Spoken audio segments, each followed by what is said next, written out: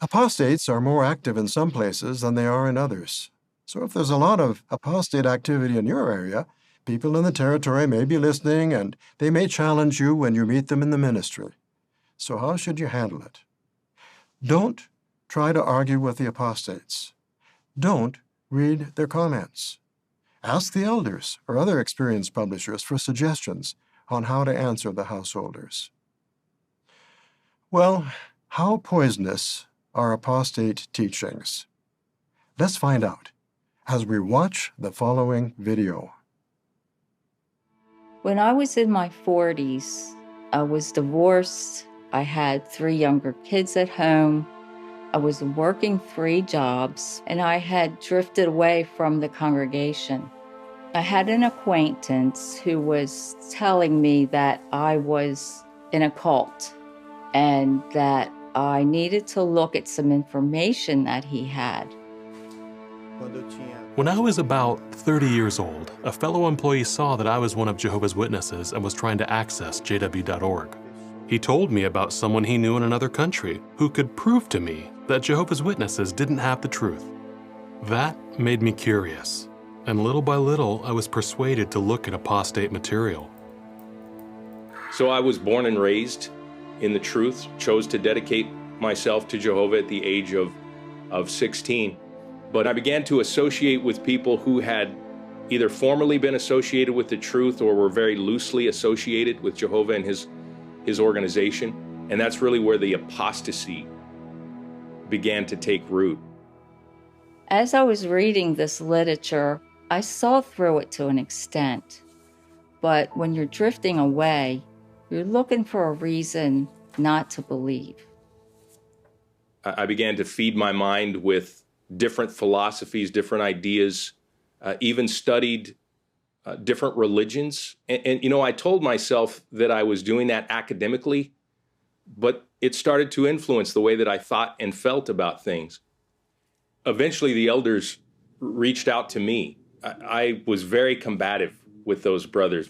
I even made the accusation that Noah's Ark was a fairy tale, that was part of mythology. Oh no, imagine saying that the story of Noah is mythology. Imagine taking the mainstream view of scholars, of historians, of geologists in suggesting that there never was a global flood where even the top of Everest was submerged. Imagine suggesting it's impossible for 6.5 million species of land-dwelling animal to be crammed into a wooden box so that these animals can survive and repopulate the earth. What was this man thinking in suggesting that this story is a myth? So obviously we're here getting 3 testimonials from people, from Jehovah's Witnesses, who've apparently dabbled in apostasy. As I said in the JW Watch live stream, I try very hard not to be guilty of what's called the no true Scotsman fallacy, because what's essentially being presented here are examples of apostates or people who, again, dabbled in apostasy but were retrieved. And if I were to appeal to the straw man fallacy, I would say something like, well, they weren't really apostates because they only went so far in their research. They didn't see the information that totally debunks Jehovah's Witness beliefs. They didn't see the most damning arguments against the religion. So these aren't true apostates that are being depicted. I'm not going to make that argument. All I will say is that it's obviously easy when you've been raised in the Jehovah's Witness religion with its extremely potent indoctrination to hold on to your indoctrination despite having information shown to you that debunks your beliefs. Doing the research is a long process and a soul-searching process, and something where you really have to leave no stone unturned and pursue answers, all the while sort of fearing annihilation in case you're getting it wrong, in case you're falling for satanic lies. And what we're seeing here seems to me to be a case of people with pre-existing indoctrination into the Jehovah's Witness faith that they never really shake off. So I can't help but be a little bit skeptical, even though, again, I'm trying not to fall back on the no true Scotsman fallacy. I can't help but be a little bit skeptical as to just how much apostate information these people were subjected to, especially when they're not giving us any examples. The only example we've heard in just these opening minutes is this thing about Noah's flood and the fact that this guy dared to suggest to the elders that it's a myth, which it is. We're not hearing anything about child sex abuse cover-ups. We're not hearing anything about human rights and shunning. We're not hearing anything about blood transfusions. We're not hearing anything about Ray Franz or Mexico Malawi. There are no examples to go off. So I think it's reasonable to suggest that these aren't really very good examples. Or put another way, if the organization wanted to make a video like this, it would find no shortage of examples of Jehovah's Witnesses who dabbled a little bit in apostate websites, in apostate videos or discussion forums, or having conversations with work colleagues along apostate lines, but whose indoctrination won through, because it is incredibly potent indoctrination. You don't just shake it off after a couple of minutes on an apostate website, or after a couple of minutes of reading apostate literature. Which brings me to this story of Betty Sullivan.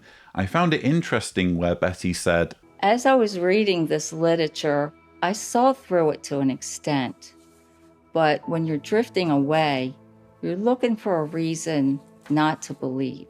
when you're drifting away, you're looking for a reason not to believe.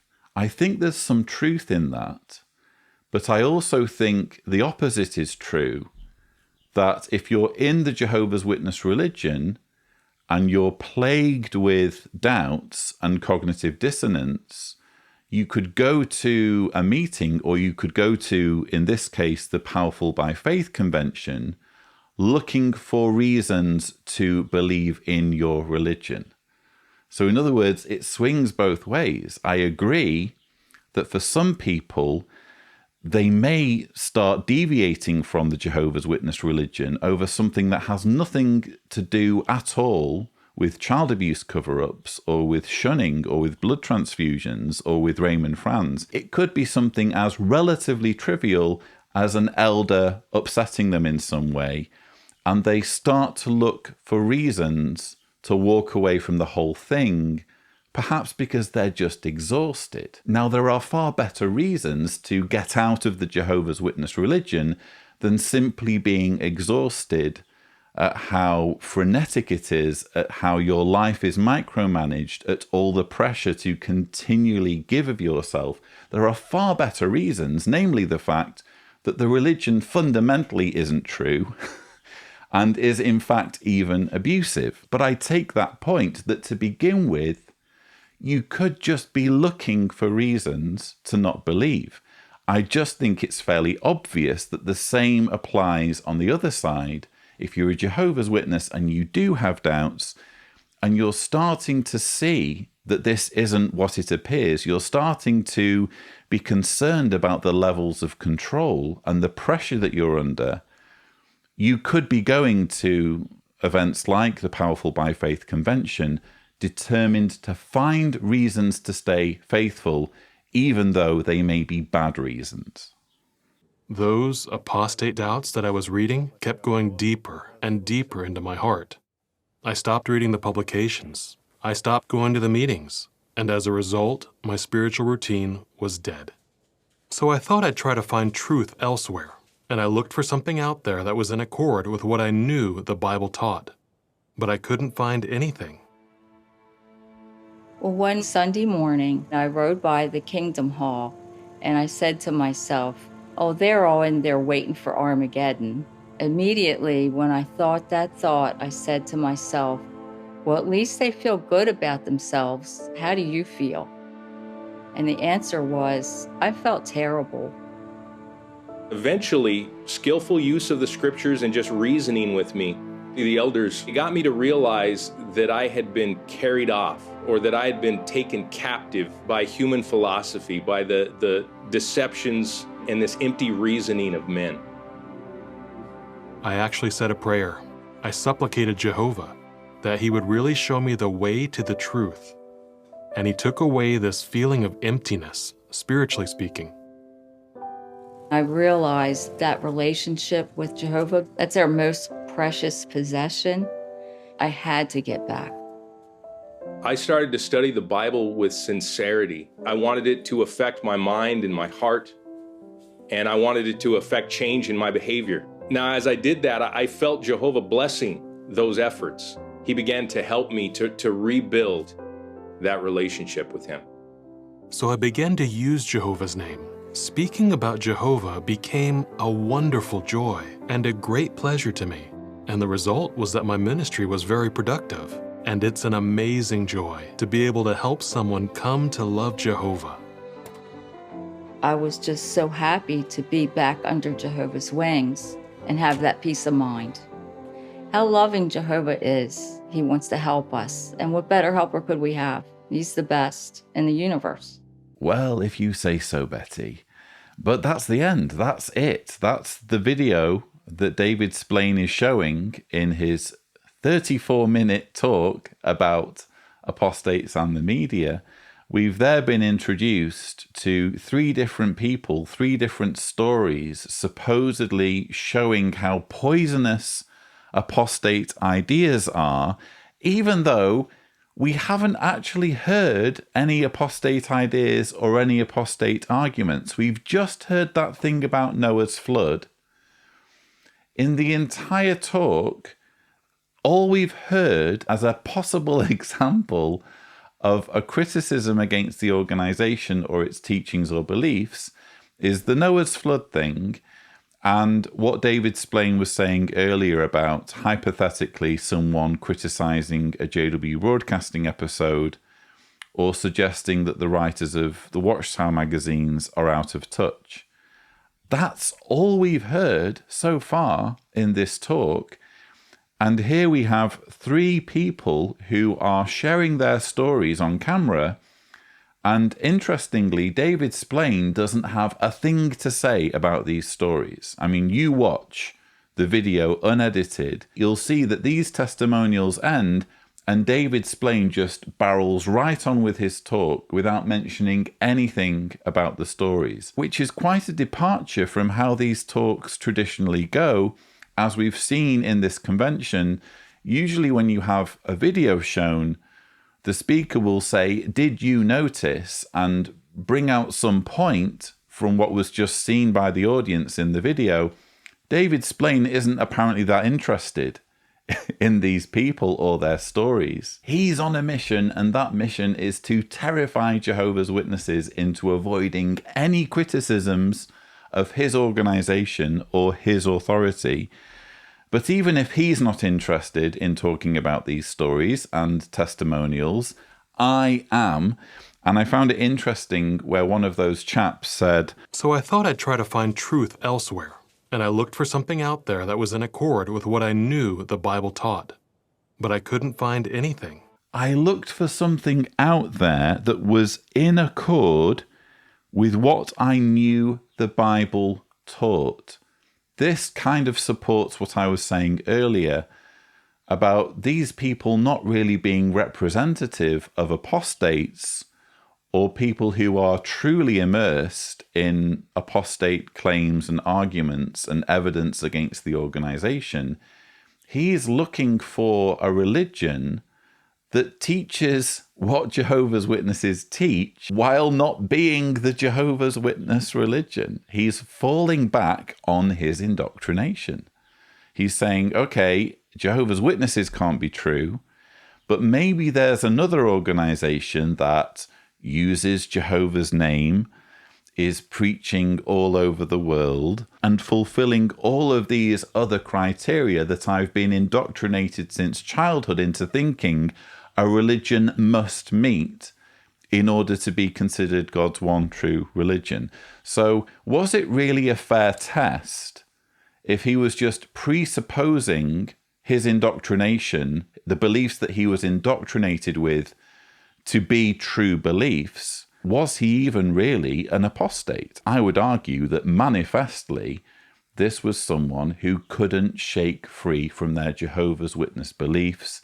Yes, he may have dabbled a little bit in science, in a little bit of critical thinking, but ultimately, if he's not willing to do the legwork, if he's not willing to exert genuine effort, genuine sincere effort in scrutinizing his beliefs objectively, of course he's just going to fall back on his indoctrination. I also found that part interesting where apparently we're led to believe that elders have some amazing apostate-proof powers and are able to skillfully use the Bible to overturn apostate ideas. Eventually, skillful use of the scriptures and just reasoning with me, the elders, it got me to realize that I had been carried off, or that I had been taken captive by human philosophy, by the deceptions and this empty reasoning of men. This part for me is disingenuous in how it's used. We're getting the message here that, again, elders have these special anti-apostate powers. And if you go to elders with the claims and arguments of apostates, they'll be able to skillfully leaf through their Bibles and overturn anything that's put to them. I mean, you can try that if you like. I would suggest the elders are completely clueless when it comes to the real arguments that apostates have against the organization. Again, I suppose if you're holding a candle to Jehovah's Witness beliefs and you want elders to persuade you, you're going to find a reason to find their thoughts and their reasonings persuasive. But ultimately, I hate to break it to you folks, elders are pretty clueless on most of the arguments that apostates make. And I say this as someone who used to be an elder. Indeed, I went through the ministerial training school. I was a servant for goodness knows how many years. I think 10 years. And then I was an elder for a year. And during the time that I was an elder, I was completely clueless regarding the Mexico-Malawi scandal, the UN NGO scandal, the child abuse cover-up. There were loads of things that I didn't have a clue about. It may sound weird, but I know the Jehovah's Witness religion better now that I'm out of it than I did when I was an elder. If, as an elder, someone had come to me with the actual apostate claims and arguments, none of which we're hearing in this talk, I would have been completely stumped. I wouldn't have had a clue where to begin. I'm sure I would have tried to mount some kind of rebuttal to in some way defend my beliefs, but I really would have been very ill-equipped to deal with apostate arguments, especially falling back solely on the Bible. Because as I've routinely argued on this channel, as an atheist, as someone who actually no longer considers the Bible to be God's infallible word, it turns out that the Bible itself refutes many Jehovah's Witness beliefs. Or put another way, lots of Jehovah's Witness beliefs don't actually have any basis in the Bible. It's just that Bible verses are twisted and shoehorned into supporting a pre-existing narrative that the organization wants to sell.